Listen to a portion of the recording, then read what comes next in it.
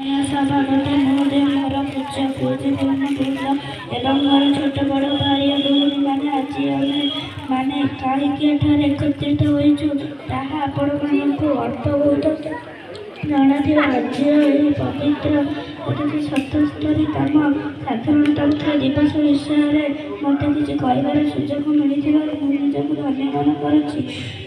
1947 ମସିହା ଅଗଷ୍ଟ 15ରେ ଆମ ଦେଶ 1950 ଜାନୁଆରୀ 16 ଝିଅମାନେ ଅଧିକାର ମିଳିନଥିଲା। ସେତେବେଳର ରାଷ୍ଟ୍ରପତି ଡକ୍ଟର ଏକ ସମ୍ବିଧାନ ପ୍ରଣୟନ କରିଥିଲେ। ଦୀର୍ଘ 2 ବର୍ଷ 11 ମାସ 18 ଦିନ ସମୟ ଲାଗିଥିଲା ଏହି ସମ୍ବିଧାନ ପ୍ରସ୍ତୁତ ହେବା ପାଇଁ।